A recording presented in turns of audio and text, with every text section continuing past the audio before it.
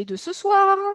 Nous avons un rendez-vous copro spécial énergie. Alors, on a mis énergie au pluriel parce que, bah oui, il n'y a pas qu'une seule énergie. Et puis, il y a des énergies qui évoluent aussi, qui deviennent de plus en plus vertes. Elles changent de couleur. Donc c'est pour ça qu'il était important un petit peu de rappeler aussi qu'il y avait différentes énergies et différents enjeux en fonction de ces énergies.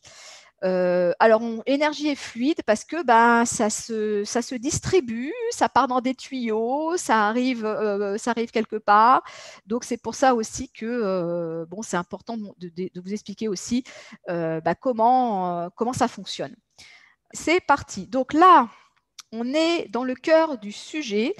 Alors, pour la petite introduction, j'avais fait une petite introduction de la thématique aussi qui vous rappelait que l'énergie, c'est quand même un sujet important en matière de copropriété, puisque c'est notre marché, du fait des factures d'énergie des immeubles qui font souvent qu'augmenter, ça, malheureusement. Même si on a des hivers doux, le prix de l'énergie, lui, augmente. Et donc, c'est une préoccupation pour les copropriétaires. Alors, on sait que il faut consommer moins d'énergie, il faut essayer de réduire sa consommation. Et pour ça, le gouvernement a mis en place un certain nombre de lois, donc on va certainement en reparler ensemble, qui accompagnent les occupants des immeubles et les habitants, les résidents vers cette transition énergétique, avec un certain nombre d'équipements. Donc, on va avoir des compteurs individuels, on va avoir des compteurs communicants, on va avoir des compteurs qui donnent des indicateurs qui permettent d'ajuster sa consommation d'énergie. On a tout ce qui est aussi relatif à l'électricité, avec les véhicules électriques qui deviennent un peu la norme aujourd'hui et que l'on peut recharger aussi dans les copropriétés. Les tarifs réglementés, les certificats d'économie d'énergie. Voilà, donc c'est vrai que l'énergie, c'est beaucoup de sujets. Alors ce soir, on ne va pas pouvoir parler de tout, parce que sinon, ça ne serait pas 1h30 de débat, mais ça serait peut-être une journée entière, il faudrait faire un séminaire. Mais on va quand même évoquer un certain nombre de sujets du fait des secteurs d'activité et des profils très intéressants de nos invités de ce soir. Alors, je commence par me présenter parce que après, je vais m'effacer et je n'interviendrai que pour poser des questions ou pour vous donner la parole. Donc, je suis Isabelle Dahan, je suis la fondatrice du portail d'information que vous connaissez qui s'appelle monimmeuble.com et qui est un magazine en ligne consacré à l'immobilier, spécialisé sur le marché de la copropriété à destination des copropriétaires, des occupants des immeubles et bien sûr des professionnels de l'immobilier, de tout l'écosystème de la copropriété. Donc, il y a beaucoup d'acteurs qui interviennent dans les immeubles, comme vous le savez. Alors, je suis accompagnée ce soir par Gladys Lecomte, qui… Bonsoir. Voilà, Gladys, coucou, tu es là, voilà, elle est parmi nous. Alors, Gladys est avec moi dans nos locaux. Elle fait partie de l'équipe, bien sûr. Elle est chargée de marketing pour monimmeuble.com et elle m'aide à mettre en place ces rendez-vous, à les organiser et à faire que tout se passe bien. Et c'est pour ça que je la garde encore un petit peu avec moi pour qu'elle m'accompagne si je fais des faux pas. Alors ensuite, je fais ça dans l'ordre, mais je peux aussi peut-être faire comme font certains gentlemen, présenter d'abord les femmes, ça se fait, donc voilà. Donc je peux présenter Caroline Keller en premier lieu, n'est-ce pas Caroline? Ça peut se faire, on peut le faire, on peut. Voilà, étant une femme moi-même, je me dis bon pourquoi pas, on peut faire ça entre nous. Donc, alors, Caroline, je ne la connais pas, donc je la découvre avec vous aussi ce soir. On ne s'est jamais rencontrés, donc c'est vraiment une occasion intéressante comme ça, de pouvoir parler, d'échanger.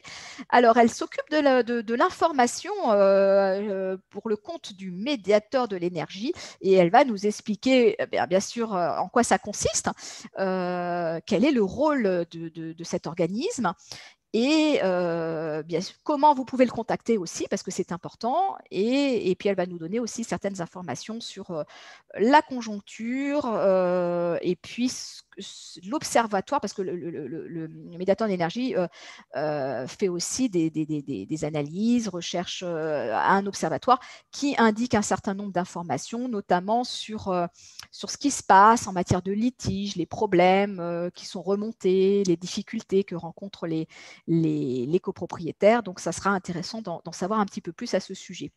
Alors, je repars sur le haut, là. Je vois Éric Laurent. Alors, Éric Laurent, on se connaît bien avec Éric, puisque Éric est partenaire de très longue date avec monimmeuble.com.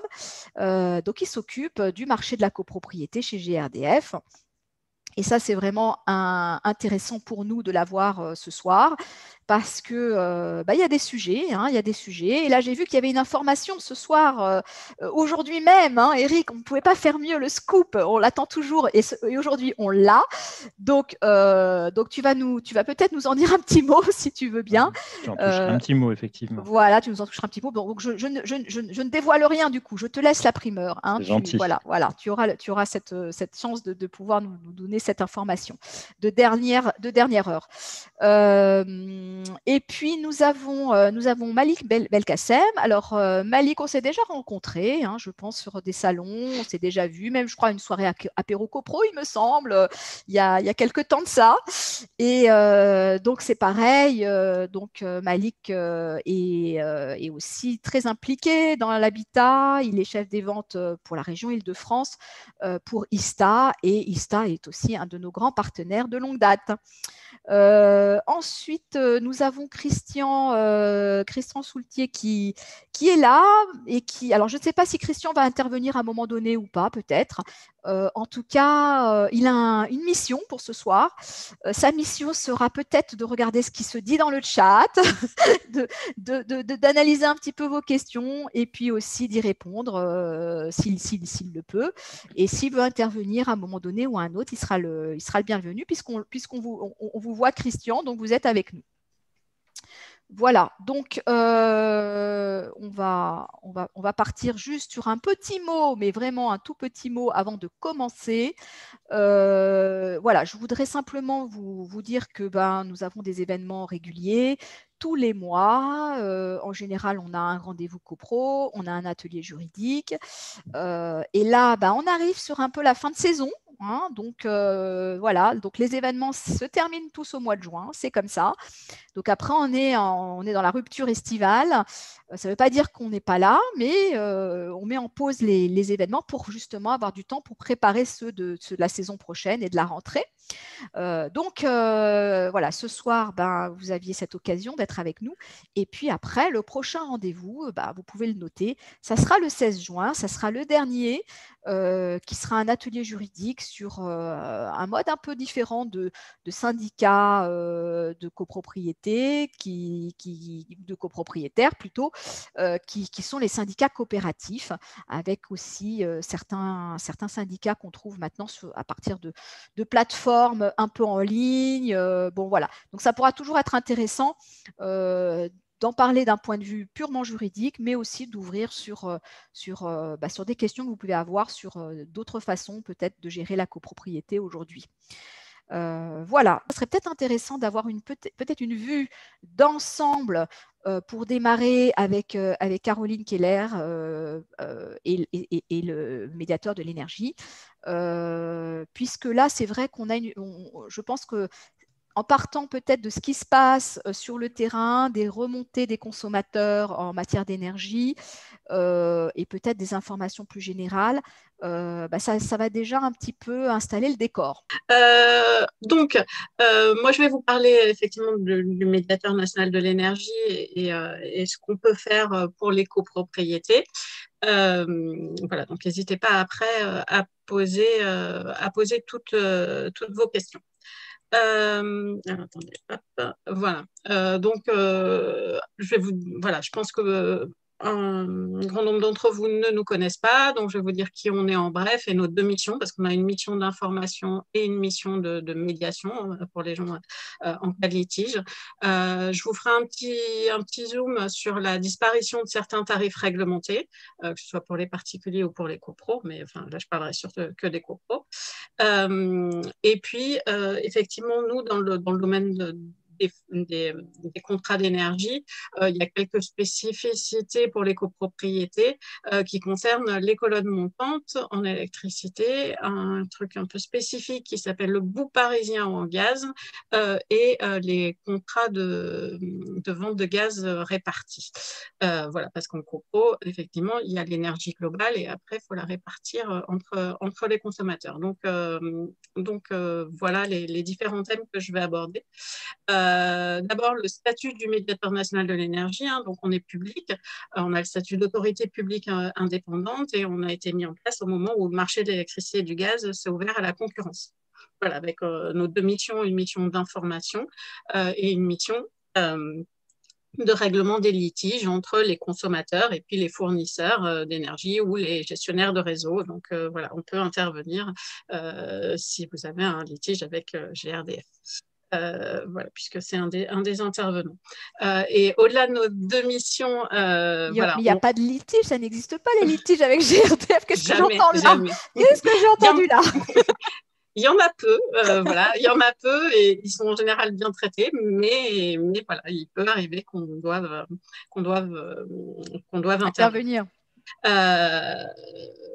Et en plus, du coup, je finis la parenthèse, quand un consommateur a un litige avec un fournisseur de gaz, on est toujours, une copropriété, excusez-moi, on est toujours obligé d'interroger GRDF pour qu'il nous donne des informations sur la consommation, etc., sur l'historique. Donc, on échange beaucoup avec des personnes de chez GRDF. Voilà. Et donc, le médiateur, au-delà de nos deux missions d'information et de médiation, on essaye de proposer des évolutions législatives et réglementaires lorsque c'est nécessaire. Donc, voilà, sur les deux sujets dont j'ai parlé, colonne montante, par exemple, voilà, on a beaucoup participé à essayer de faire évoluer la loi et on continue.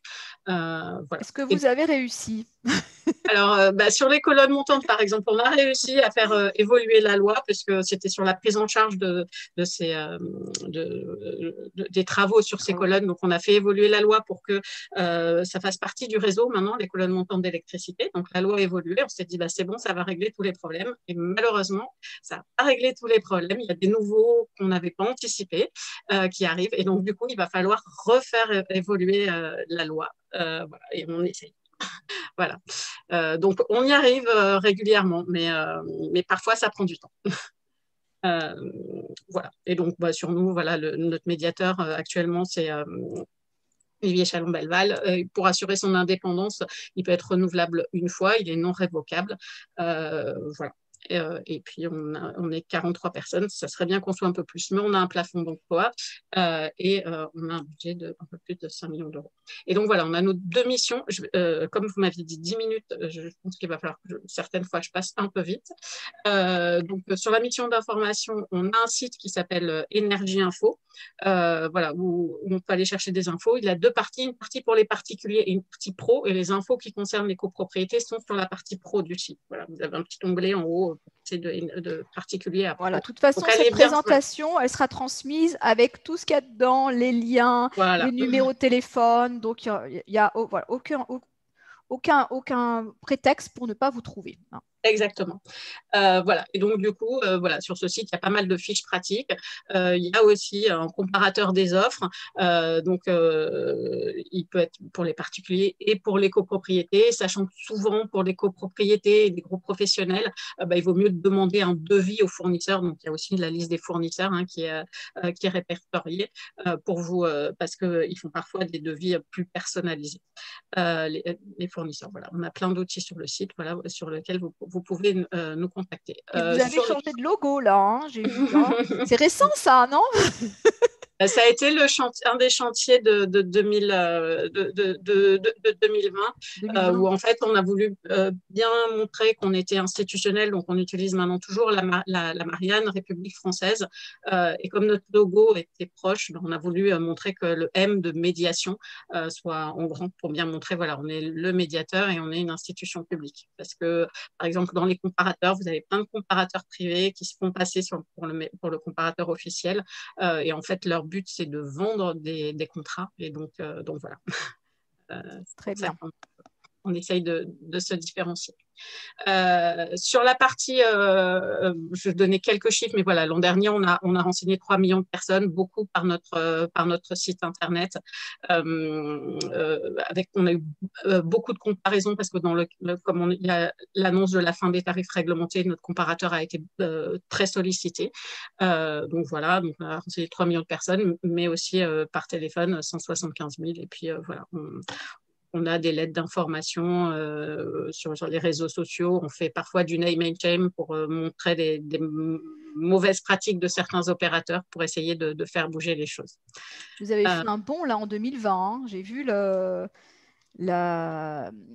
fréquentation du site. Hein. Impressionnant. Hein. Oui. La présentation du site a explosé, mais c'est beaucoup dû au comparateur avec la fin des tarifs réglementés. Voilà. Donc voilà, je voulais faire rapidement sur la partie information, sur la partie litige, parce que souvent les gens connaissent le médiateur quand il y a des difficultés. En fait, quand on a un problème sur sa facture, on regarde bien sa facture et on voit qu'il y a une petite ligne où il y a écrit qu'en cas de problème, on peut saisir le médiateur. Donc c'est à ce moment-là que les consommateurs, les copropriétés, apprennent notre existence et nous saisissent. Alors, qui peut nous saisir? Donc voilà, il y a les particuliers, les petits professionnels et tout ce qu'on appelle les non-professionnels. Donc dedans, il y a les associations, les collectivités locales et effectivement les copropriétés. Donc les copropriétés peuvent nous saisir, il n'y a pas de limite de taille. Voilà, ça rentre dans notre champ de compétences pour toutes les énergies. Alors toutes les énergies, hein, pas l'eau, mais voilà, les énergies, oui. Et on peut intervenir pour tout ce qui est exécution de contrats conclus avec un fournisseur ou un gestionnaire de réseau de distribution. Donc voilà. Et qui va vous saisir, Caroline? C'est le syndic de copropriété qui est mandaté au nom du syndicat? Voilà, exactement. C'est le syndic qui nous saisit. Ou parfois, quand c'est un copropriétaire qui est à fond sur le sujet, il peut nous saisir, mais il faut qu'il soit mandaté lors d'une AG. Voilà. Donc, mais oui, c'est le syndic qui nous saisit, qui doit nous saisir. Et oui, voilà. Ce que je voulais dire, c'est que parfois, on est saisi quand un consommateur a un litige avec son syndic. Non, là, on ne peut pas intervenir. Voilà. Nous, c'est vraiment quand c'est un litige de la copro avec un fournisseur ou un gestionnaire de réseau, pas avec son syndic. Voilà. Et il y a aussi un point sur lequel on ne peut pas intervenir et ça se développe de plus en plus. Voilà, Christian pourra répondre à des questions s'il y en a, mais de plus en plus, en fait, il y a le contrat d'énergie et puis à côté, il y a un contrat pour définir la répartition des frais de chauffage. Donc, je pense que la spécialité de l'ISPA. Nous, voilà, s'il y a des litiges sur cette répartition, malheureusement, ça ne fait pas partie de notre champ de compétences légales, même si ce n'est pas tout à fait logique qu'on puisse pas intervenir. Donc, voilà. Des questions là-dessus, on pourra répondre, mais voilà, ça fait partie des cas où la loi, pour l'instant, ne nous permet pas d'intervenir. Voilà, comment nous saisir? Voilà, c'est gratuit, voilà, c'est le syndic qui nous saisit ou bien un représentant, il faut que ce soit une personne qui soit mandatée pour le faire. Bien évidemment, on n'est pas le service client des fournisseurs, donc on ne peut pas nous saisir directement. Il faut d'abord avoir fait une réclamation écrite et si elle n'a pas permis de régler le litige, au bout de 2 mois, on peut nous saisir. on vous conseille de nous saisir en ligne. On a une plateforme qui s'appelle Solène. Voilà, c'est très simple de nous saisir en ligne. Ça permet des échanges directs avec nous et ça permet d'échanger avec tous les acteurs impliqués. Voilà, donc s'il y a un litige où le fournisseur est impliqué, le gestionnaire de réseau et nous, il y a une espèce d'espace médiation, qui est une espèce de chat où tout le monde voit tout. Ça permet, ça permet d'échanger. Voilà. Et nous, on vous conseille, sinon on peut bien évidemment nous saisir par courrier. L'adresse se trouve sur notre site internet, pas remise là, mais parce que voilà, je voulais vous inciter à nous saisir en ligne. C'est plus simple pour tout le monde et c'est plus rapide. Nous, quand on traite les litiges, ce sont des juristes qui traitent les litiges. Donc, on fait une analyse vraiment juridique et technique approfondie. On a 90 jours pour adresser une recommandation écrite. Voilà, on le respectait. Jusqu'à présent, là, on est un peu sursollicité, donc malheureusement, on ne respecte pas toujours, mais on va tout faire pour y arriver. Et quand on fait une recommandation de solution aux fournisseurs ou aux gestionnaires de réseau, eh bien, ils sont libres ou non de nous suivre, mais en tout cas, ils sont obligés de nous dire si oui ou non ils vont nous suivre. Et dans 90% des cas, ils le font. Et voilà. Et de toute façon, ce qu'on essaye de faire avant tout, c'est d'aboutir à un accord amiable où tout le monde est d'accord. Si on n'y arrive pas, on fait une recommandation, mais l'objectif, c'est de faire un accord amiable. Voilà. Je pense que... on peut passer. Je vais passer parce que sinon ça va être un peu long. Oui, parce qu'en fait, quand vous disiez que vous étiez un peu débordée, Caroline, c'est parce que moi, c'est ce que j'ai vu aussi. C'est une information que j'ai reprise cette semaine. C'est parce que les litiges que vous avez reçus sont plus nombreux. Oui, tout à fait. En fait, entre l'an dernier, 2019 et 2020, ça a augmenté de 20% et ça a doublé depuis 4 ans. Donc, donc voilà, les litiges augmentent énormément. Bon, sachant que les copropriétés, c'est pas elles qui nous font crouler sous les litiges. Demandes, ça représente que 1% des litiges qu'on traite. Mais c'est pas les plus simples du tout. Oui, c'est vrai, j'avais pas fait attention à ça. Donc, seulement 1% pour les copropriétés. Oui, très peu les copropriétés. Voilà. Mais en revanche, c'est pas les plus simples et ça peut être parfois des gros enjeux, des gros enjeux financiers. Voilà. Donc moi, je vous ai mis le taux de litige par fournisseur, mais voilà, ça c'est juste comme ça pour information. Et voilà, je vous ai déjà un peu dit que sur la partie, on avait 90 jours pour traiter les litiges. En général, on le tient. Voilà, maintenant un petit peu moins. Voilà. Et je voulais quand même, pour moi, il y a un point qui est important, c'est la disparition des tarifs réglementés gaz. Donc, un petit rappel sur les tarifs réglementés. C'est des tarifs réglementés qui sont fixés par les pouvoirs publics. Alors, en général, c'est EDF qui les propose en électricité et Engie qui les propose pour le gaz. Voilà. Et après, tous les fournisseurs peuvent proposer des offres de marché. Faut savoir que pour les copropriétés, le tarif réglementé d'électricité est maintenu pour les puissances de moins de 36 kVA. Il a déjà été supprimé pour ceux qui en ont plus. Et pour le gaz, tous les tarifs réglementés vont disparaître au 1er juillet 2023 pour les particuliers et aussi pour les copropriétés. Pour les copropriétés, il a déjà disparu pour les plus grosses, celles qui consomment plus de 150 000 kWh de gaz par an. Les tarifs réglementés ont déjà disparu. Et pour les autres, il va falloir souscrire un contrat en offre de marché. Voilà. Et pour nous, c'est une décision qui devrait se voter en Assemblée générale. Ce n'est pas toujours le cas, mais voilà, c'est ce que pense le médiateur. Donc voilà, il y a encore le temps. C'est au 1er juillet 2023, c'est ça? Voilà, la disparition, c'est 1er juillet 2023, sachant que voilà, pour le mettre à l'ordre du jour de l'AG, il faut y penser parce que voilà, c'est vu les délais pour les copropriétés, il faut y penser de le mettre à l'ordre du jour de la prochaine assemblée générale. Alors, si rien n'est fait, vous basculerez automatiquement dans une offre de marché que vous n'aurez pas choisie. Donc, c'est sera peut-être pas la meilleure financière. Voilà, au niveau financier, ce sera peut-être pas forcément la meilleure. Donc voilà, faut pas hésiter à comparer et à demander des devis. Donc, on peut penser, Caroline, que les copropriétés vont être plutôt sollicitées dans les prochains mois, Oui, avec des offres diverses et variées. tout à fait. Je pense qu'elles vont être très sollicitées. Voilà. Alors, on n'a pas beaucoup de remontées pour l'instant de copropriété, mais en tout cas, je sais que pour les consommateurs particuliers, ils sont sursollicités. Donc voilà, j'imagine que ça va peut-être être le cas également Ça va arriver, ça va arriver.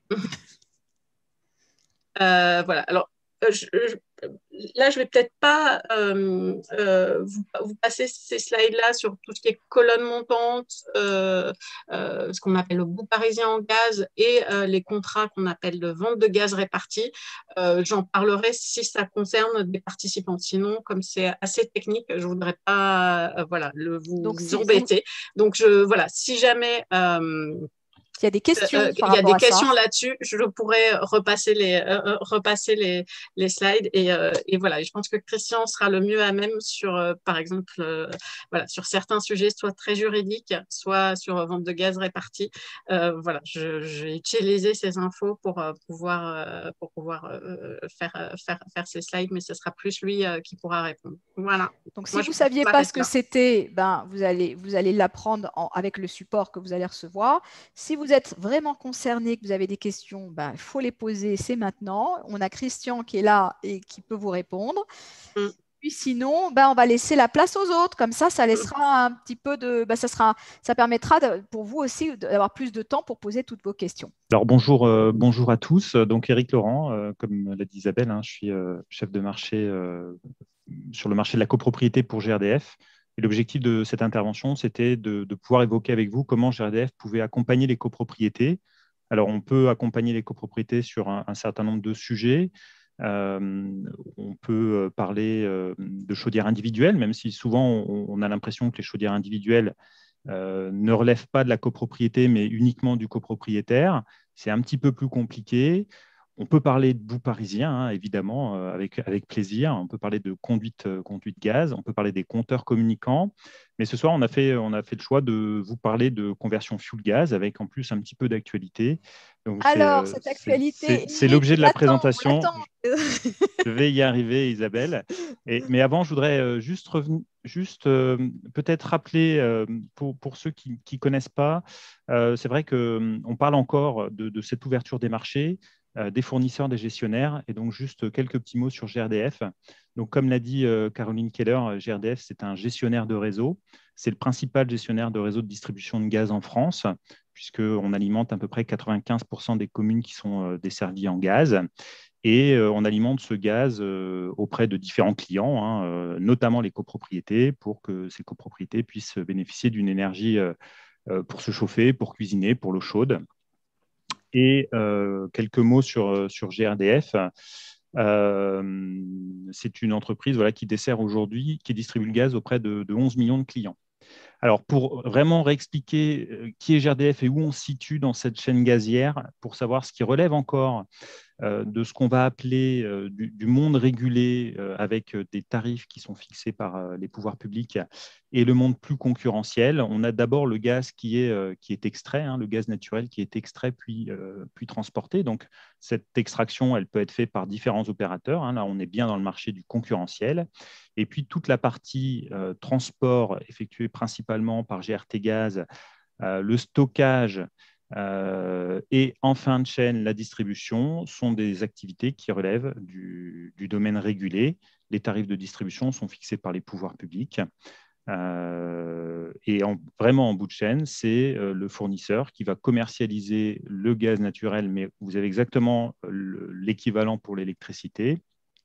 Et le rôle du distributeur, c'est de distribuer le gaz, de compter le gaz qui est distribué à chacun des clients et de donner les index de consommation aux fournisseurs.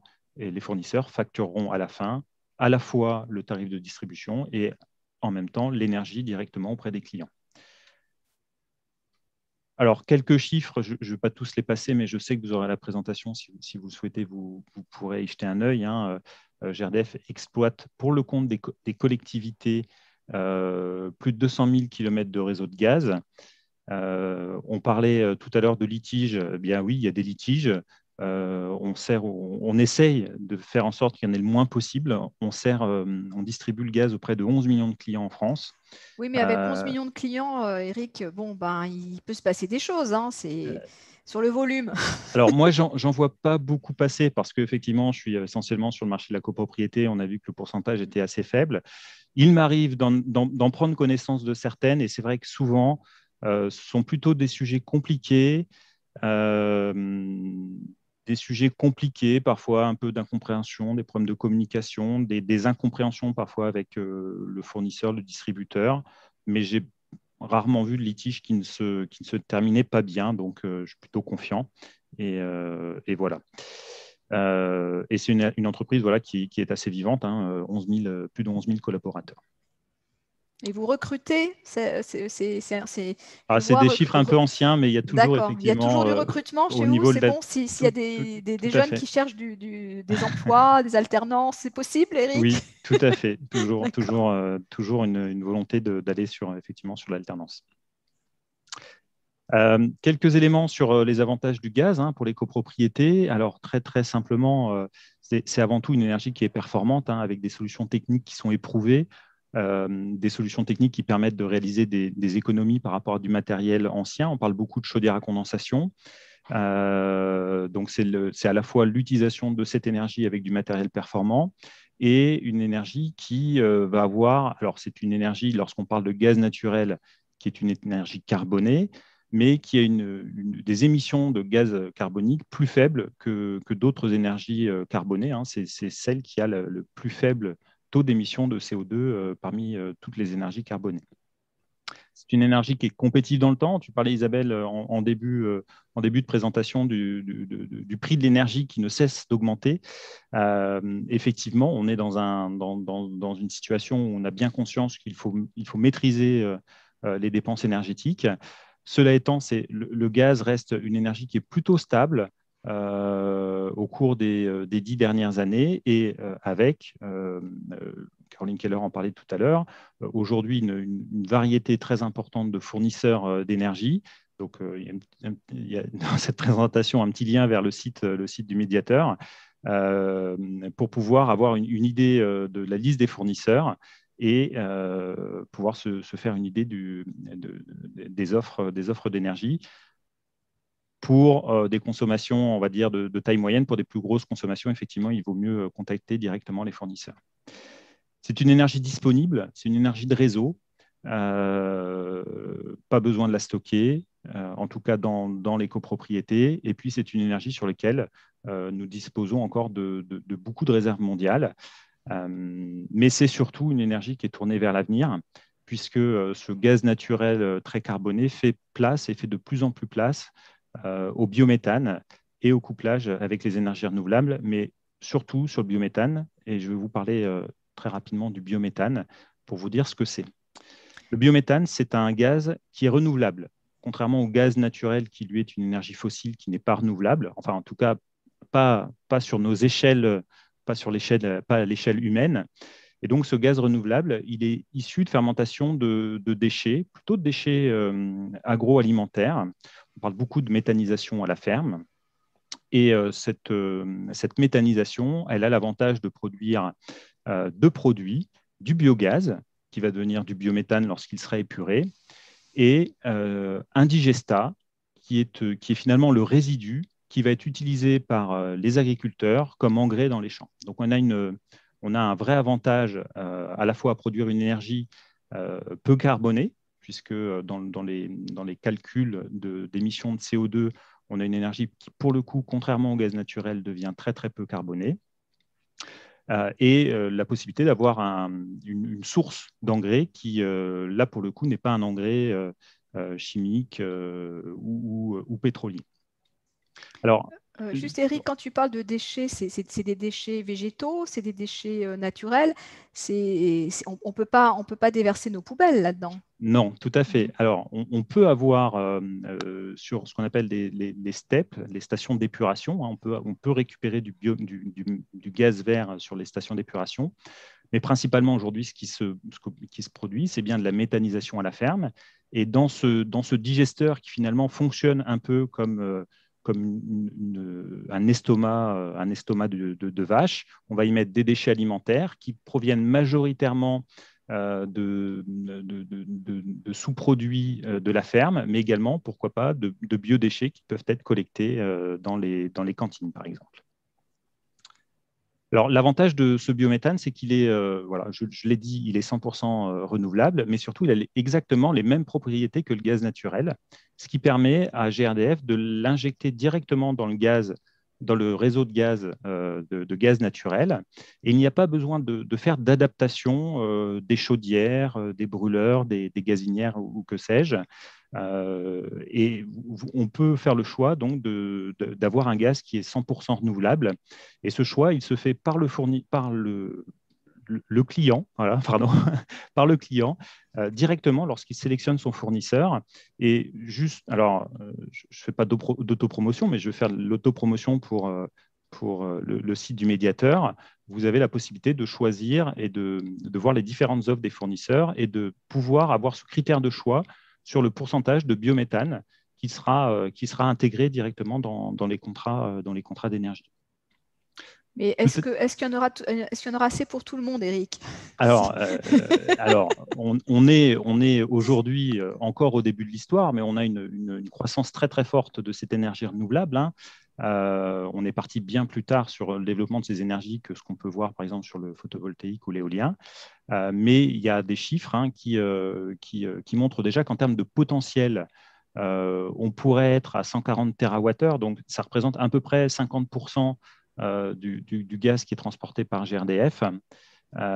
Et puis les ambitions de GRDF en 2030, c'est de pouvoir faire en sorte que le réseau soit à 30% de gaz vert en 2030. Et il y a des études de l'ADEME alors, qui sont peut-être remises un petit peu en cause, notamment sur les dates, mais qui montraient il y a quelque temps que 100% de gaz vert était possible dans les tuyaux en 2050, sachant que ce sont des études prospective qui intègre à la fois une baisse des volumes de gaz transportés dans les réseaux, hein, puisqu'on sait qu'il faut baisser cette quantité de gaz transporté, et puis d'autres gaz verts qui vont arriver. Là, aujourd'hui, on a parlé de biométhane, mais il y a d'autres gaz verts qui arriveront dans les années à venir.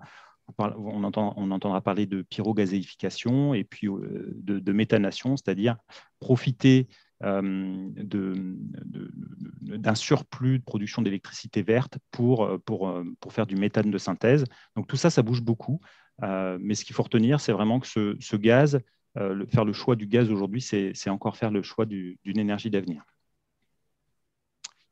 J'accélère un peu parce que je vois le temps qui passe et je ne voudrais pas être Oui, le mais là, mauvais on arrive élève. sur le scoop. On arrive sur le scoop, là. Alors, voilà, je vous disais qu'on pouvait, GRDF pouvait accompagner les copropriétés sur plein de sujets. Le sujet qui nous préoccupe le plus, c'est d'accompagner les copropriétés qui souhaiteraient encore convertir leur chaufferie fuel vers le gaz. Alors, effectivement, il y a un petit scoop, hein, puisque la fin du fuel avait été annoncée par les pouvoirs publics à horizon 2022. On entendait parler du 1er janvier et ce qu'a annoncé la ministre aujourd'hui, c'est plutôt à l'été 2022, hein, 1er juillet 2022, avec l'interdiction de remplacer les chaudières fuel à compter de cette date, la possibilité de les réparer, hein, quand même, ça c'était quelque chose qui n'était pas très clairement dit à l'époque. Et on sait aujourd'hui, par rapport aux données de l'INSEE, qu'en copropriété, on estime, alors je crois que les données d'INSEE sont un peu plus importantes, je crois qu'on est aux alentours de 400 ou 500 000 logements qui seraient encore chauffés par des chaufferies collectives fuel, mais on estime chez GRDF qu'il y a encore à peu près 300 000 logements concernés à proximité du réseau de gaz, et donc avec une facilité de pouvoir convertir ces chaufferies fuel vers le gaz. Alors, tu le disais, hein, pourquoi c'est important? C'est important parce que le chauffage collectif, c'est un des postes principaux Des de dépenses, charge hein. de dépenses Ouais. d'une copropriété, hein, entre 20 et 30%. Et en fonction de l'âge de la chaudière et de la technologie utilisée, les économies d'énergie peuvent atteindre jusqu'à 30%. On commence à avoir beaucoup de questions, les amis. Hein, donc... Alors, j'en ai plus pour très longtemps. Non, mais il y aura des questions pour toi aussi, Eric. Très bien, très bien. Alors, il y a plein de solutions. Il y a plein de solutions techniques. Bien sûr, la solution la plus utilisée aujourd'hui, c'est bien la chaudière à condensation. C'est une technologie qui est complètement éprouvée, qui fonctionne très très bien, qui est éligible au certificat d'économie d'énergie et la TVA 5.5. Et puis une solution qui est un petit peu moins utilisée, mais qui va peut-être être utilisée un peu plus à l'avenir avec cette fin accélérée du fuel. C'est la possibilité de remplacer uniquement le brûleur et de convertir la chaudière qui fonctionnait au fuel, la convertir au gaz avec juste un remplacement de brûleur. C'est une solution qui est plutôt simple, économique, qui permet d'aller vite, mais qui est plutôt adaptée pour des chaufferies récentes. Voilà. On ne va pas changer un brûleur fuel d'une chaudière qui a 40 ans par un brûleur gaz. Là, il faut vraiment rentrer sur du matériel plus performant. Et puis, le gaz va s'associer également au solaire thermique et à la cogénération pour pouvoir produire également de l'électricité. Le processus de raccordement, je vous le donne, il est celui-ci. Il y a plusieurs étapes. Il faut déjà s'assurer que la copropriété est à proximité du réseau. Donc ça fait partie d'une mission de GRDF, d'informer de la faisabilité. Également, les équipes de GRDF vont pouvoir proposer à la copropriété une étude comparative entre les coûts du fuel et ceux du gaz, essentiellement basée sur le gain de rendement que va permettre le changement de matériel. Et puis à partir du moment où la copropriété veut rentrer dans une démarche de raccordement, on a ce qu'on appelle la réalisation d'une étude de raccordement de vie. Là, ça prend 3 semaines. Il y a la décision d'Assemblée générale, qui, pour le coup, là, c'est quelque chose que l'on ne maîtrise pas, qui va être variable en fonction du moment où on va proposer le raccordement, les 2 mois de contestation après l'Assemblée générale, le raccordement qui va prendre entre 3 et 4 mois, et puis après la mise en œuvre, une fois que c'est mis en œuvre, la mise en service de l'installation, ça c'est assez rapide. Tout ça pour dire que c'est quand même des choses qu'il faut prévoir dans le temps. On ne fait pas un raccordement gaz, notamment en copropriété, du jour au lendemain. Il y a des délais qui sont incompressibles. Je vois Caroline Keller qui approuve. Ça fait peut-être l'objet de certains litiges. Les délais, c'est souvent, mais aussi avec le gestionnaire de réseau d'électricité. D'accord. Alors, voilà, sont des choses qu'il faut anticiper. Et puis, il faut anticiper parce que, contrairement dans une maison, c'est peut-être plus simple, dans une copropriété, on ne va pas faire les travaux n'importe quand, on va plutôt les faire à la fin de la saison de chauffe, entre le 1er mai et le 30 septembre. Donc, ça s'anticipe. Voilà, c'était le message que je voulais faire passer. Et les équipes de GRDF sont là pour vous accompagner, même pour faire les premières étapes de faisabilité. Ça, on peut le faire à tout moment. N'attendez pas d'avoir même voté des travaux. On voit parfois des personnes qui votent des travaux en Assemblée générale avant d'avoir eu le devis de raccordement de GRDF. Alors, sur ces devis de raccordement, dans 90-95% des cas, on est sur des tarifs forfaitaires qui nous sont communiqués par la CRE, Commission de régulation de l'énergie. Donc, ça tombe bien, Eric, qu'on fasse ce rendez-vous maintenant, parce que c'est vraiment le moment pour mettre tout ça en place, quoi. Ça devient, pour la prochaine saison de chauffe, ça devient un petit peu juste. Et c'est même un peu juste, parce que tu t'as mis jusqu'au 30 septembre, donc si on part un peu en vacances, tout ça, là, il faut y aller, là. Voilà. Je vous parlais d'une étude comparative. C'est un outil d'aide à la décision, voilà, très rapidement, qui permet d'estimer les économies d'énergie. Alors, ce sont des gains théoriques de rendement liés à des matériaux, des technologies de chaudière, à des rendements théoriques qui viennent de la méthode de calcul de DPE et qui permet très rapidement, alors ça ne se substitue pas à une étude d'un bureau d'études, mais qui peut donner une première idée à un conseil syndical de gains de consommation, de gains de facture annuelle et de gains en émissions de CO2. Peut-être quand même, j'aurais dû commencer par là, mais je rappelle pour ceux qui ne le savent pas que chez GRDF, nous ne sommes ni un fournisseur d'énergie, ni un installateur de travaux, ni un bureau d'études. Donc, ces prestations ne sont pas payantes. C'est un outil d'aide à la décision qu'on met à disposition, mais qui ne se substitue pas à une étude plus poussée et personnalisée que pourrait faire un bureau d'études sur chacune des installations. Et ça, on le trouve où, Eric? C'est dans votre site internet? Alors, il y a un petit simulateur sur le site internet. Vous pouvez aller sur grdf.fr et vous allez dans la partie copropriété. Là également, pour accéder à la partie copropriété, il faut rentrer plutôt dans la partie entreprise professionnelle. C'est jamais simple de savoir où on met la copropriété.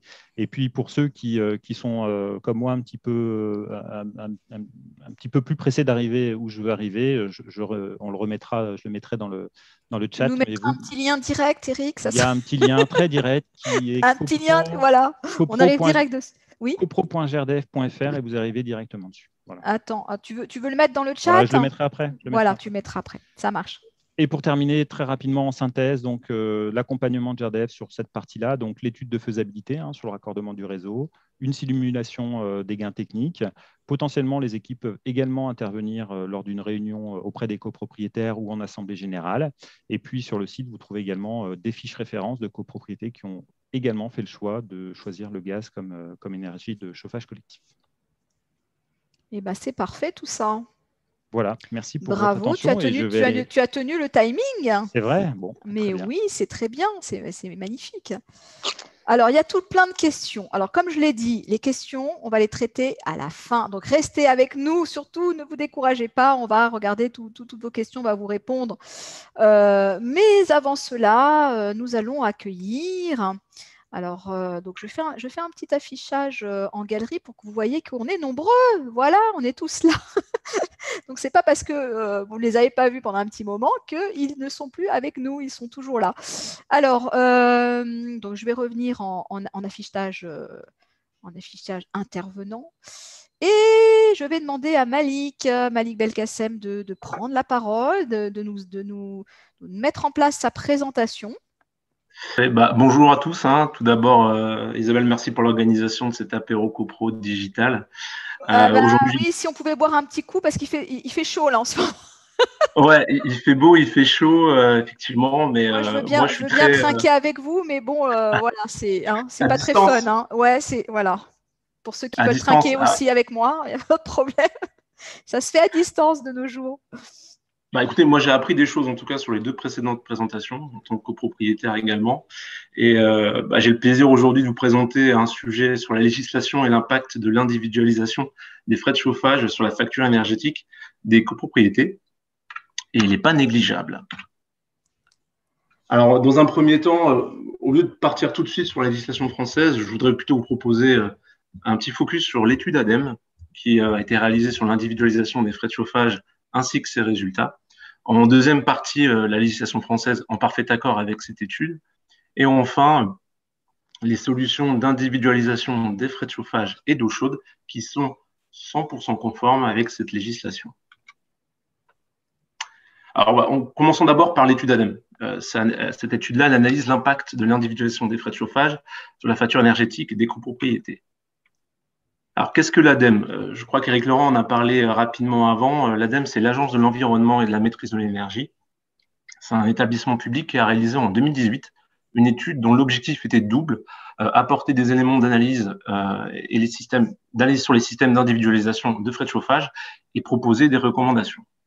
Pour ce faire, l'ADEME a mobilisé plusieurs professionnels indépendants du secteur de l'immobilier, tels que des organismes d'État, comme l'ADEME entre autres, des syndicats professionnels, dont la FANELIM et l'UNIS, des bureaux d'études, des associations de résidents que vous connaissez sans doute, dont l'ARC, et puis une association de transition énergétique. Alors je précise, c'est important, tous ces acteurs ont validé le résultat final de l'étude ADEME. Afin de proposer une analyse la plus exhaustive possible, les bureaux d'études qui ont été mandatés ont collecté des données sur plus de 132 sites, 132 copropriétés, ce qui représente à peu près plus de 4000 logements sur toute la France. Et ça a permis de vraiment prendre en compte toutes les situations climatiques du territoire. Le résultat de cette étude, elle démontre que grâce à l'IFC, alors l'IFC pour réduire, c'est individualisation des frais de chauffage, c'est plus simple pour moi pour le dire, a permis à certains bâtiments de réaliser plus de 15% d'économies en moyenne et pour certains plus de 25% de gains d'énergie. Concernant l'ADEME, comment ce résultat en fait il a été obtenu? Assez simplement, en fait, l'ADEME a pris les consommations d'énergie, avec la différence entre avant et après la mise en place de l'individualisation des frais de chauffage. Bien évidemment, l'étude ADEME a pris en compte les travaux de rénovation énergétique, mais également la notion de degré jour unifié, que je pourrais expliquer après. Donc 15% d'économie en moyenne et jusqu'à 25% de gain d'énergie sur certaines copropriétés.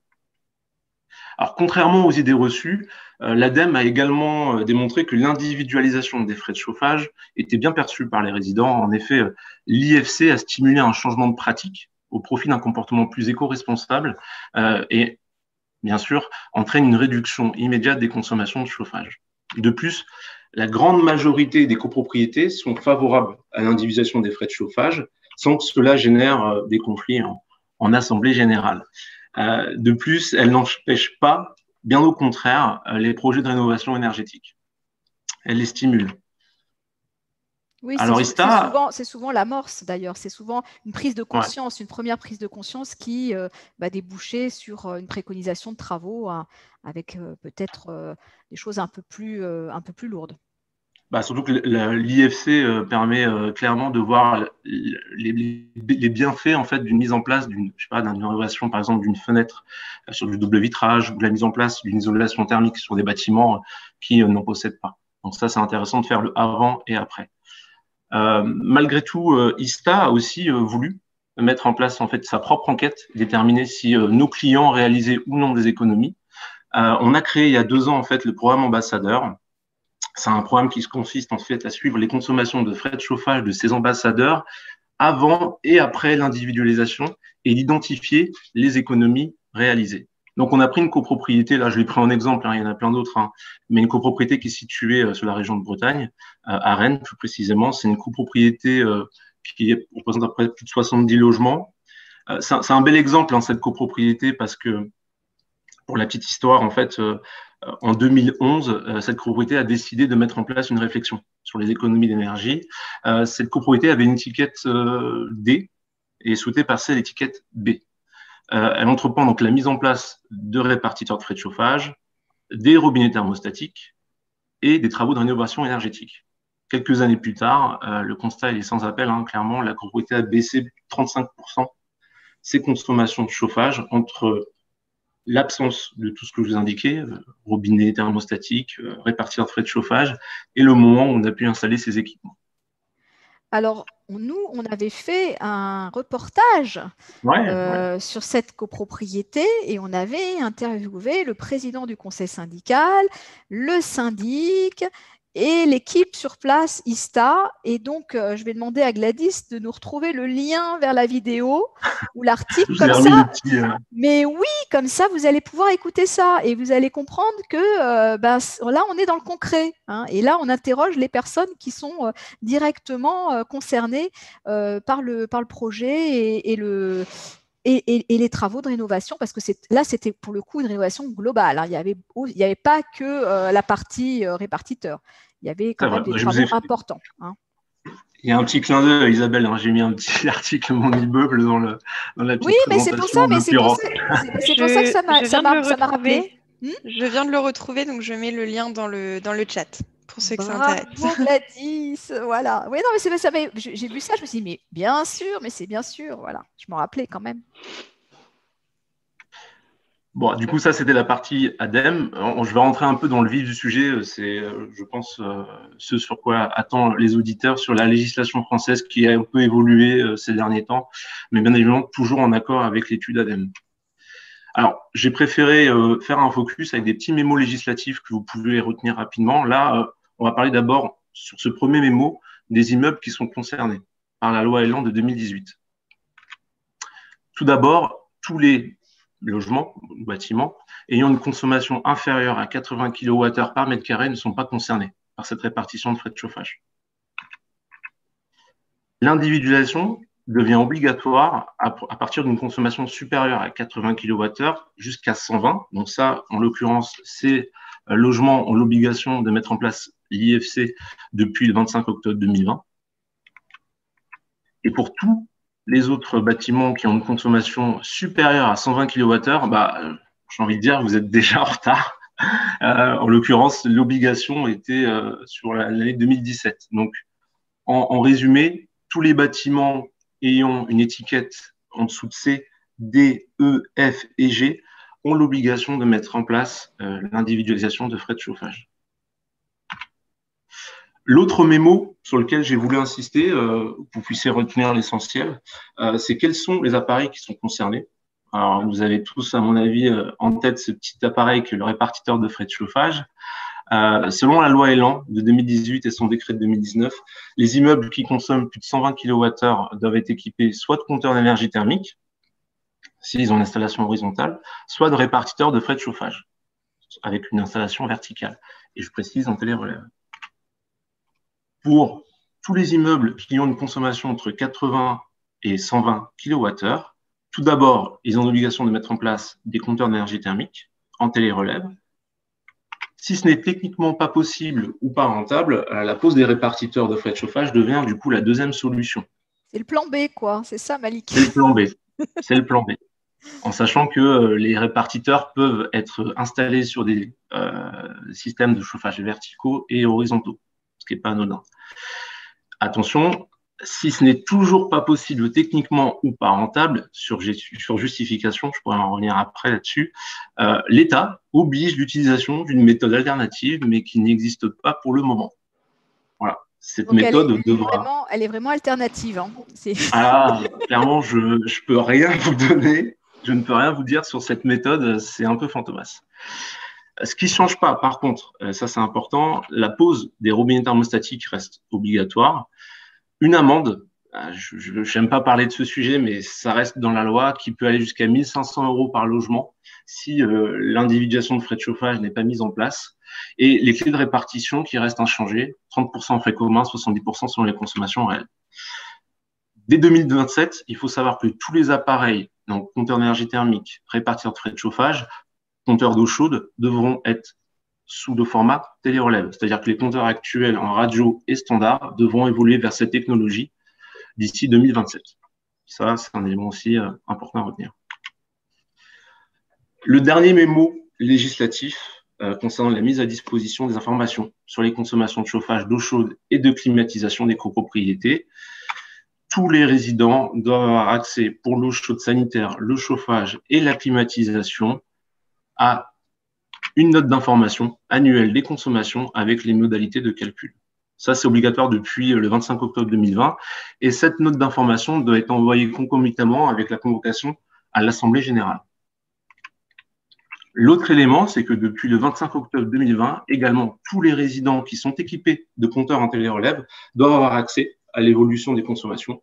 La périodicité, elle est différente, c'est-à-dire que depuis le 25 octobre 2020, ces personnes doivent recevoir 2 fois par an ou au trimestre s'ils le demandent. Et à partir du 1er janvier 2022, c'est chaque mois que cette information doit être communiquée.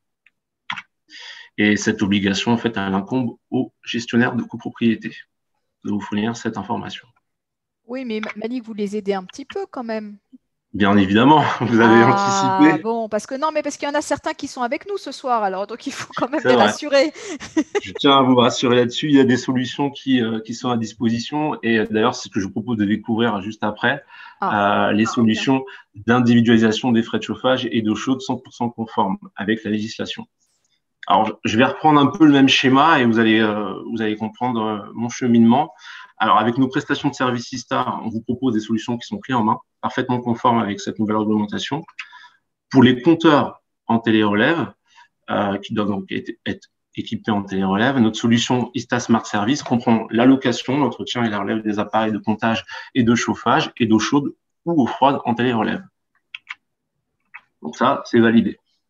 Pour tous les résidents qui doivent recevoir une note d'information annuelle des consommations, nous produisons et pouvons envoyer sur demande toutes ces notes d'information avec 3 niveaux de détails différents au choix. Donc ça aussi, c'est validé. Pour les résidents équipés en compteur de télérelève, nous mettons à disposition un portail web qui s'appelle Mes suivis consommation, qui analyse et vous remonte quotidiennement les consommations énergétiques de votre logement. Donc ça aussi, 3e élément que nous validions. Concernant en fait l'infrastructure connectée, donc le système de télérelève qui est obligatoire à partir du 25 octobre 2020 et jusqu'à 2027, je voudrais vous parler du package Ista Smart Service qui répond à ce décret. Alors comment ça fonctionne, le Ista Smart Service? On installe des appareils d'individualisation de frais de chauffage, donc compteur d'énergie thermique, répartition de frais de chauffage et eau chaude, en télérelève. Ils fonctionnent via des concentrateurs qui sont situés en partie commune. Tous les compteurs communiquent non seulement avec le concentrateur, mais aussi entre eux, afin d'optimiser la remontée des index et des anomalies éventuelles. Le concentrateur, une fois par semaine, nous transmet toutes les données quotidiennes et que nous mettons à disposition dans notre outil, à savoir le portail web. On effectue ensuite les répartitions des charges et on transmet aux équipes techniques les anomalies pour intervention. Et enfin, dernier élément, nous produisons les documents de répartition que nous transmettons aux gestionnaires de copropriété qui nous écoutent, ainsi qu'aux résidents. Nous mettons à votre disposition l'analyse des consommations avec des éco-gestes. Ça, c'est important. Ça rentre en fait dans la démarche aussi d'ISTA de vous aider à maîtriser vos consommations d'énergie et pas seulement vous donner un outil de comptage, afin de maximiser les économies d'énergie et puis bien évidemment les économies d'un point de vue pécuniaire. C'est important d'en parler. Pour aborder les documents des résidents, sachez que ISTA propose à la fois cette note d'information sur la partie chauffage et sur la partie eau chaude, 3 formats, simple, valorisé et détaillé. Je vais faire rapidement, parce que je pense que le temps coule. Les consommations. Ouais, on déborde un petit peu, mais un petit peu. Après, il y a pas mal de questions. Hein. Il y a pas mal de questions. Bon, alors je vais pouvoir y répondre plus tard. Juste très rapidement, ces notes d'information, elles intègrent les consommations cumulées sur l'année en cours, une analyse des consommations sur les 3 dernières années, une comparaison entre les consommations les plus faibles et les plus importantes de l'immeuble. L'autre document qui est très important, c'est l'observateur des consommations. C'est, pour faire rapidement, un élément qui est affiché en partie commune. Il s'agit d'une information sur l'évolution de la consommation annuelle de chauffage de l'immeuble pour les 3 dernières années. Cet élément doit être affiché et participe à sensibiliser les résidents sur l'évolution des consommations de l'immeuble et de constater les économies d'énergie. Et enfin, le dernier élément qu'ISTA propose afin d'être conforme, ça s'appelle le portail web Mi-Suivi Consommation, qui permet à chaque résident de suivre ses consommations d'eau chaude, d'eau froide, de chauffage en temps réel. Ce portail comporte également d'autres fonctionnalités qui permettent de vous informer et d'agir et de réaliser ainsi plus d'économies. C'est très intéressant. Vous avez la possibilité de connaître en fait vos consommations en temps réel, les consommations par appareil pour identifier les pièces qui sont parfois les plus énergivores lorsque vous êtes sur de la répartition de frais de chauffage.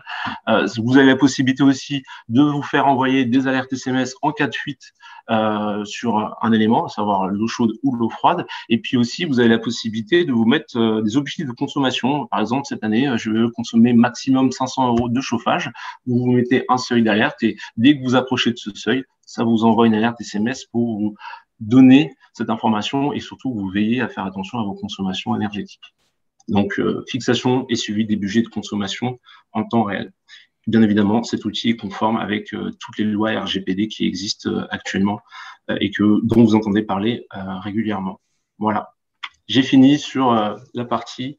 Merci à tous de votre attention. Et puis, je crois qu'il y a une liste assez impressionnante de questions. Oui, il y a des questions. Alors, merci Malik, parce que c'est pas facile de poursuivre comme ça toutes ces explications qui sont toujours un petit peu techniques, avec des nuances, des niveaux de consommation, des systèmes d'installation, et puis aussi la partie réglementation, les remontées d'informations. Tout ça, c'est quand même copieux et j'avoue que bien que j'ai déjà entendu cette présentation, puisqu'on a déjà eu l'occasion de vous proposer des échanges avec ISTA, en plus que la réglementation évolue, donc là, il faut suivre aussi le courant, je pense qu'une fois de plus n'est pas de trop en ce qui me concerne, parce que à chaque fois, ça m'évoque et je comprends un petit peu mieux le mode de fonctionnement de ces appareils. Alors, j'ai l'impression qu'il y a quand même quelques questions auxquelles on a répondu pendant que vous parliez, puisque j'ai vu 3 questions résolues, c'est déjà pas mal. Et puis, je vais reprendre le fil de toutes les questions qu'on a eues, parce que je pense qu'on n'a pas dû tout répondre. Voilà. Alors, je reviens au début. Alors, on a Michel Balédan qui nous dit « Quel avenir pour le gaz si on supprime l'installation des chaudières ?» Alors, on ne supprime pas toutes les chaudières, hein, c'est ça, Eric, hein, parce que là, Michel nous dit on va supprimer les chaudières. Alors, il faudrait peut-être que la personne nous en dise un peu plus. Alors, peut-être qu'elle fait référence à la réglementation dans le neuf, hein, puisqu'on a eu également cette question sur Alors, la on a, partie on a des Q questions dans le neuf. On a des questions dans le... dans la Alors, oui, question et alors, là, il réponse. faut préciser si c'est dans le neuf, si c'est pas dans le neuf. Bon, hein, donc, Donc, j'imagine que c'est ça. Donc, je vais apporter. Alors, oui. j'ai déjà apporté une réponse par écrit. Ah, d'accord, très bien. Effectivement, on a une réglementation énergétique environnementale 2020 qui est très ambitieuse, hein, qui fixe des seuils de niveau de consommation et de niveau de carbone surtout qui sont très ambitieux. Alors juste peut-être pour dire quand même que contrairement à ce qui est souvent dit, le gaz en lui-même n'est pas interdit dans la construction neuve, notamment en logement collectif. Alors, effectivement, des chaudières, des chaudières je veux dire, simples à condensation, aujourd'hui auraient peut-être du mal à passer les seuils carbone. Mais dans les années à venir, on va avoir des matériaux un petit peu différents avec de l'hybridation, avec d'autres technologies et surtout avec, on l'espère, la montée en puissance du gaz vert. Donc, le gaz n'est pas complètement interdit. Et les promoteurs, les constructeurs vont regarder comment intégrer cette réglementation environnementale dans leur mode constructif pour répondre aux objectifs ambitieux, à la fois de consommation énergétique et à la fois d'émissions de carbone. Émissions de carbone qui comprennent à la fois les émissions liées à la construction du bâtiment et à la fois aux émissions de carbone sur la durée de vie du bâtiment. Donc, c'est une sorte de puzzle un peu complexe et les constructeurs vont mener leurs études et voir quels seront les futurs systèmes qui seront installés. Dans l'existant, la seule interdiction qu'il risque d'y avoir, enfin, qu'il va y avoir dans les années à venir, pour le moment, c'est l'interdiction de remplacer des chaudières au fioul. Voilà, donc j'espère avoir répondu à la personne. Je pense que c'est clair. Alors maintenant, on a Caroline et Christian, parce que vous êtes intervenus tout au début. Et ben voilà, maintenant, vous allez pouvoir un petit peu vous défouler.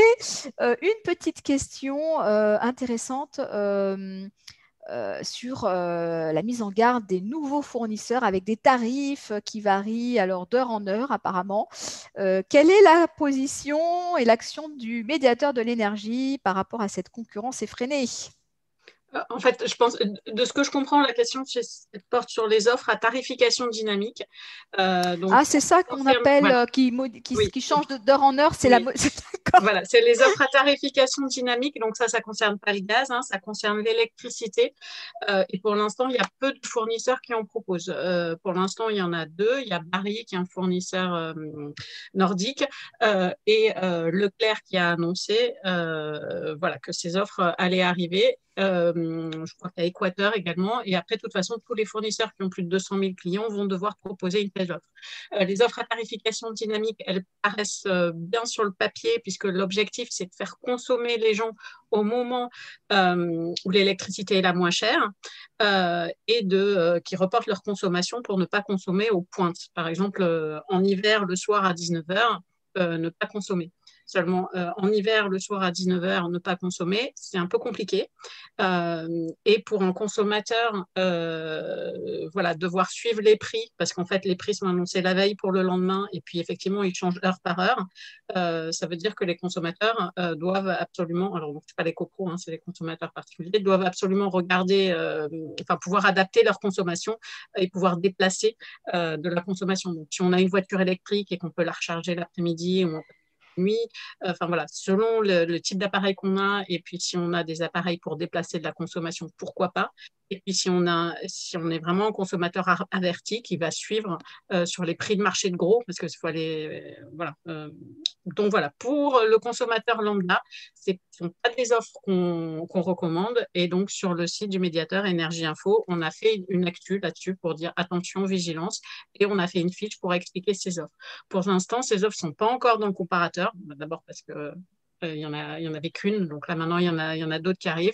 Donc on va les mettre, mais on les mettra à part des autres offres, parce que les autres offres, c'est un prix qu'on sait à l'avance, et puis il peut y avoir des prix différents le jour, la nuit, mais voilà, c'est des prix qui varient pas tout le temps. Les offres à tarification dynamique, c'est vraiment beaucoup plus compliqué. Donc voilà, on les mettra à part, et c'est vraiment pour des consommateurs avertis. Ça peut être intéressant, Mais si on ne maîtrise pas et qu'on ne les comprend pas bien et qu'on consomme au moment où il ne faut pas, on peut payer très très cher. Donc voilà, vigilance. Vigilance. Alors, donc il y en a qui ont posé énormément de questions. Donc je me demande si ça vaut peut-être pas le coup de leur donner directement le micro, parce que je vois entre Michel Drouer et James Riera, on a plein de questions et bon, peut-être que ça sera plus simple. Donc je continue, je continue. Je pense que ça va être encore pour Eric, ça. Une copropriété chauffée au gaz avec un chauffage individuel des années 60 et il voudrait installer une chaudière à condensation. Et voilà, c'est pas si simple que ça. Donc la question c'est que faire? Alors, effectivement, ce n'est pas si simple et on a mis beaucoup de contenu sur ce sujet sur grdf.fr, donc je vous invite vraiment à y aller. Alors, le problème, pour expliquer à l'ensemble des panélistes, c'est que à partir du moment où les chaudières individuelles étaient raccordées sur une certaine typologie de colonnes d'évacuation de fumée, il n'est pas possible sur ces colonnes d'installer directement une chaudière à condensation. On ne peut pas sur une même colonne avoir des chaudières qui seraient à condensation et des chaudières plus anciennes. Et puis, la réglementation impose de tuber, en tout cas de renouveler les colonnes, les conduits de fumée. Donc, effectivement, lorsqu'on est sur ce type d'installation, il faut rentrer dans un projet un petit peu plus global qui va nécessiter de rénover l'ensemble du conduit et de remplacer l'ensemble des chaudières. Donc, c'est un projet un petit peu plus compliqué que lorsqu'on a juste sa chaudière à changer. Il faut convaincre les autres, il faut expliquer le bien fondé de la démarche. Et cette démarche, elle va être. Il y a plein de choses pour expliquer que c'est bien, hein. On a parlé d'étiquette énergétique, on a parlé de réduction de consommation. Donc, sachez qu'on peut vous accompagner GRDF peut vous accompagner sur cette typologie. Alors, je dis il faut remplacer l'intégralité du conduit de fumée. Parfois, il est possible de se déraccorder du conduit et d'installer une ventouse si l'endroit où est située la cuisine est en périphérie de l'immeuble, plutôt sur cour, hein, puisqu'on évite de mettre. Donc, la ventouse, c'est un terminal de fumée qu'on vient installer directement en façade. Donc, ça demande des autorisations. Ce n'est pas simple.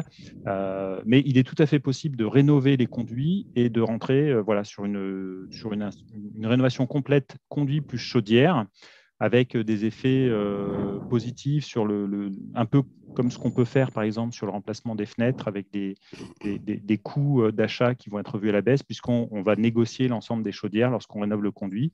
Et je vous l'accorde, c'est un petit peu plus compliqué parce qu'il faut réussir à mettre une grande majorité de la copropriété d'accord sur ce sujet. Et je vous invite, si vous le souhaitez, n'hésitez pas à prendre contact directement par mail avec moi sur ce sujet. Et on pourra voir comment GRDF peut potentiellement vous accompagner sur votre projet. Ça sera avec plaisir. J'ai fait venir parmi nous Michel Drouer et James Riera qui ont posé beaucoup de questions. Donc, si vous avez un micro et que vous voulez intervenir avec nous, c'est le moment. Je ne sais pas si l'un ou l'autre. Oui, moi j'ai un micro, je veux bien. Alors, je suis monsieur James Riera.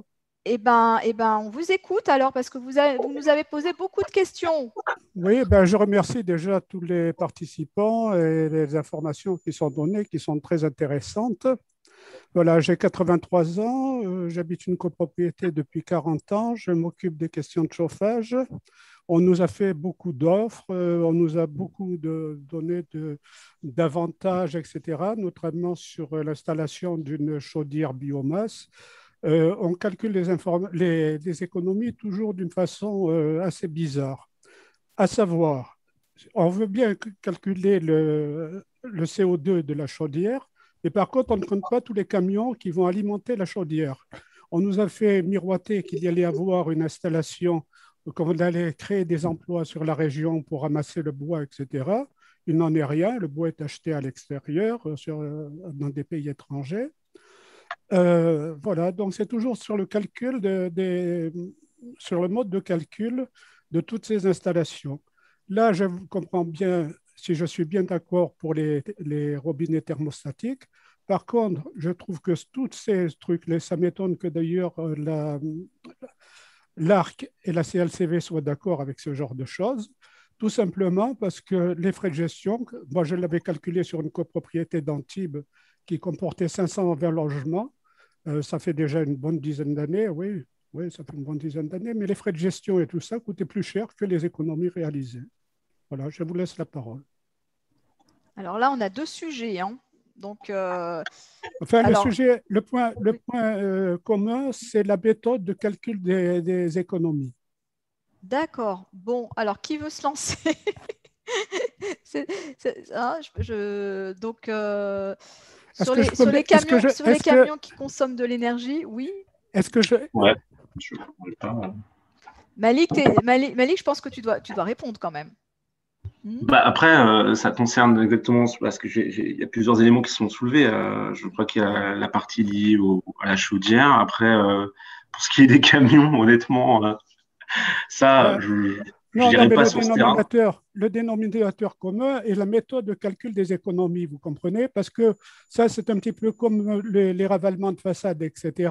En définitive, l'investissement coûte beaucoup plus cher que les économies qu'on va réaliser. Cela au titre de l'écologie. Seulement, on ne se gêne pas pour, dans d'autres domaines, avoir une pollution beaucoup plus grande. Vous comprenez? C'est toujours à sens unique.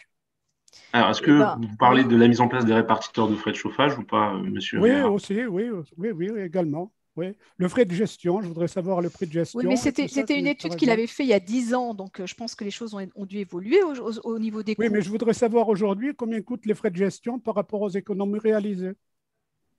Alors, pour ce qui est de la répartition, je me permets d'évoquer sur ce sujet-là, vous avez un calcul qui a été mis en place pour savoir si la mise en place des répartiteurs de frais de chauffage était rentable. Ce coût, en fait, il prend en compte l'installation des répartiteurs dans le logement. Il prend en compte aussi toute la partie coût de location, entretien et relève. Et puis, il prend en compte le gain en fait lié à l'indivision de frais de chauffage qui est de 15%. En fait, c'est par rapport à l'étude. Oui, mais cette formule de calcul, si vous l'appliquez et que vous êtes sur un coefficient qui est négatif, ça part du principe que vous avez une économie avec la mise en place des répartiteurs. Sauf que vous parlez toujours en termes de pourcentage, mais de pourcentage sur quelle somme? Parce que 5% sur 1 million, c'est une chose, 5% sur 10 sous, c'est beaucoup moins. Non, on parle, nous, honnêtement, on prend la consommation de chauffage de votre résidence. C'est aussi simple que ça. Quand je calcule de la rentabilité. Moi, je me focus sur votre propriété. On peut vous accompagner là-dessus. On a l'exemple simple. Je pourrais même transférer après à Isabelle la méthode de calcul qui explique assez simplement avec votre consommation de chauffage, le prix du kilowattheure au gaz et après ce calcul de rentabilité, il est très très simple à mettre en place. Encore après, ce calcul-là n'empêche pas bien évidemment aussi d'agir sur les comportements. Le répartiteur est un outil de comptage. C'est pas lui qui après va agir sur le fait de vouloir faire des économies, mais il va vous donner une indication. On va clôturer sur cette question. Jusqu'à maintenant, je voudrais donner la parole à Michel Drouer également. Et on a encore plein d'autres questions. Donc, vous continuerez l'échange après. Et puis, Malik nous enverra les éléments dont on a besoin. Oui, avec plaisir, bien sûr. Merci bien. Merci voilà, je suis désolée, mais il faut donner la parole à tout le monde. Je comprends. Voilà, en tout cas, merci de la. C'est un sujet que j'aime et je suis prolixe. Ah oui, on ressent la passion, là. On ressent... Ah oui, clairement. Surtout depuis 40 ans, si vous êtes là-dedans, bon, j'imagine que vous en connaissez un rayon. J'en ai vu pas mal, oui, c'est vrai. Exactement. Donc, je vais vous désactiver, mais ne m'en voulez pas. Et puis, je vais demander à Michel Drouer s'il a également des questions, s'il est parmi nous. Oui, alors bonjour Michel Drouer. Merci beaucoup à tous les panélistes pour la qualité de leur intervention et puis aussi la qualité des slides. Donc j'ai hâte de pouvoir les revoir plus tard quand ce sera en ligne. C'est très intéressant ces questions d'énergie parce qu'on touche vraiment à des choses qui sont qui touchent vraiment à la politique au sens noble du terme. Et effectivement, si on pense à la construction neuve, le fait que dans la réalité, dans les années à venir, il n'y aura pas de chaudière à gaz dans les copropriétés neuves, malgré vos explications, Monsieur Laurent, je crois que vous en conviendrez, il y en aura peut-être en 2035, je ne sais pas, mais en tout cas dans les années qui viennent, il n'y en aura pas. C'est forcément lié à d'autres décisions politiques. Qu'est-ce qu'on voit comme nécessité pour l'énergie? Comment on justifie de prolonger des centrales nucléaires ou d'en créer de nouvelles, etc.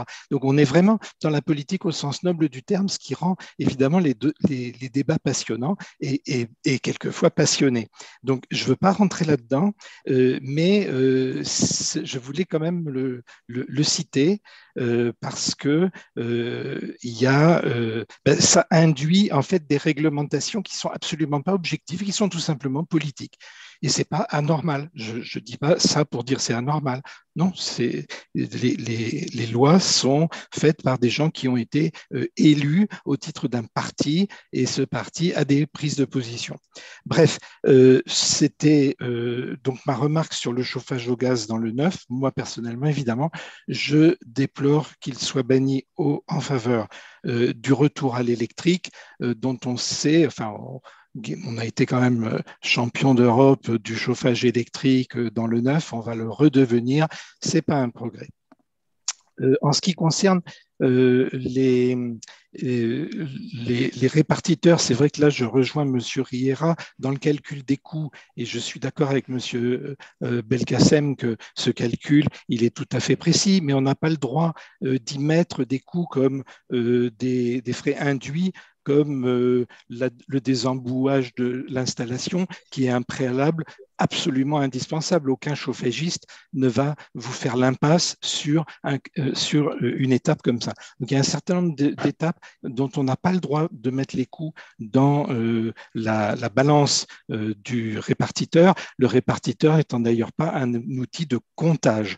Donc, je relève ce mot qui ne convient pas. Il n'a jamais prétendu faire du comptage, il ne le fait pas. Par ailleurs, j'ai une question concernant les coefficients qui sont attribués à chaque appartement quand on installe les répartiteurs. En effet, poser un répartiteur, ça veut dire aussi mesurer en fonction de l'emplacement de l'appartement, de son ensoleillement, de ses baies vitrées, le coefficient qui prendra en compte le fait que, comme chacun sait, tel appartement a très peu besoin de chauffage parce qu'il est coincé entre des appartements bien chauffés, et tel autre sur un pignon nord-est consomme beaucoup plus. Donc, au moment de l'installation, on crée un coefficient qui va être appliqué à la lecture des répartiteurs. Comment s'assure-t-on que ce coefficient n'est pas fait de manière fantaisiste ou à la va-vite? Est-ce qu'il y a un bureau de contrôle qui l'atteste? Donc, c'est ma question pour les répartiteurs. Alors, je vais répondre même à 3 questions. La première, effectivement, Monsieur Douer, vous avez raison, le désembouage est important dans le fonctionnement d'une copropriété, mais c'est une notion en fait d'entretien, on va dire, d'immeuble plus que de fonctionnement, parce que je pense que même sans répartiteur, cet élément est important que vous le mainteniez, tout comme l'entretien de votre chaufferie. Concernant les répartiteurs, ça reste un outil de comptage, que c'est approuvé par des laboratoires d'ailleurs d'État, si je puis dire. Et pour revenir à votre question principale sur le coefficient d'exposition, il faut savoir que nous, ISTA, tout d'abord, les coefficients, c'est un vote d'assemblée générale. C'est pas une obligation à la base, à la création du contrat. C'est-à-dire que nos techniciens, quand ils interviennent, ils viennent poser les répartiteurs. Ils sont formés justement à la mise en place des répartiteurs en fonction de la situation géographique du bâtiment. Effectivement, vous pouvez avoir un appartement où vous allez avoir une chambre qui va être exposée au soleil et puis une autre chambre qui est exposée au sud. Malik, je vais t'interrompre parce que Éric Laurent vient de me préciser à l'instant dans le chat qu'il doit nous quitter, et je comprends parce qu'il est 19h30. Donc, il a répondu. Je ne voulais pas interrompre Malik, c'est pour ça que mais Malik va continuer, il n'y a pas de souci. Donc, on va te libérer, Éric. Et puis, je pense que tu as répondu à pratiquement toutes les questions. S'il y en a d'autres, et j'ai vu que dans le chat, il y avait des contacts pour toi. Donc, voilà. Il y a mon mail, n'hésitez pas. Voilà, on te renverra s'ils arrivent chez nous. Et puis sinon, on donnera toutes tes coordonnées, bien entendu. Et en tout cas, on te remercie infiniment pour ta prestation de ce soir. Merci Eric. Merci à tout le monde. C'était très clair comme d'habitude. Aux panélistes et aux participants, c'était très, très enrichissant. Merci pour vos questions. Voilà, donc, à une prochaine, avec plaisir. Donc, on te dit au revoir, on te libère. Et Malik va reprendre son fil de réponse. Là, oui, désolé, Malik, bonne soirée, au revoir. Voilà, parce que je veux quand même te dire au revoir et pas te laisser partir comme ça. Voilà. Merci, à une prochaine. Juste pour revenir sur les coefficients d'exposition, comme je le disais, c'est soumis à un vote d'Assemblée générale. Nous, lorsqu'on installe les répartiteurs, on les prend en compte et ces coefficients en fait sont fournis par un organisme qui s'appelle le COSTIC, qui est un comité scientifique et technique des industries climatiques, qui nous indique que voilà, un logement exposé nord, un logement en pignon, un logement sous terrasse, et plus précisément la pièce en question, a un coefficient qui lui est en l'occurrence transmis et qui est enregistré dans les répartiteurs de frais de chauffage. Après, là je prends Monsieur Drouer, du coup, si vous avez une copropriété, on installe les répartiteurs. Nous, on a la possibilité, c'est voté en AG bien sûr, de vous fournir pour chaque pièce les coefficients qui ont été installés pour chaque répartiteur. Et de vous dire, voilà, cet équipement-là, sur cette pièce-là, on a installé tel répartiteur, tel coefficient, en toute transparence. Et puis vous pourrez comparer du coup la mise en place de ces coefficients par rapport à l'augmentation, soit via un bureau d'études, soit par rapport aux coefficients qui sont établis par le COSTIC. Je pourrais également fournir à Isabelle un très beau schéma d'une résidence qui donne des coefficients. Alors ça va à peu près de mémoire, on est sur 10% par exemple sur une pièce en sous-sol, jusqu'à 30% sur une pièce sous comble qui n'est pas isolée. Okay. Est-ce que voilà, j'ai essayé de survoler. Est-ce que c'est clair, Michel? Merci, très clair. Bon, ben, voilà, parfait. Donc, j'enlève aussi j'ai désactivé la conversation. Bon, écoutez, j'espère et je pense qu'on a répondu à peu près à toutes vos questions. J'en ai une là encore, mais je ne sais pas trop. Quel est le coût de changement des CET de radio-relève en télé-relève? Alors là, j'avoue que je ne sais pas ce que c'est que les CET. Alors, les CET, c'est juste comptage d'énergie thermique. Voilà. D'accord. Donc là, c'est encore une histoire de coût, de changement, donc c'est encore quelque chose d'assez précis.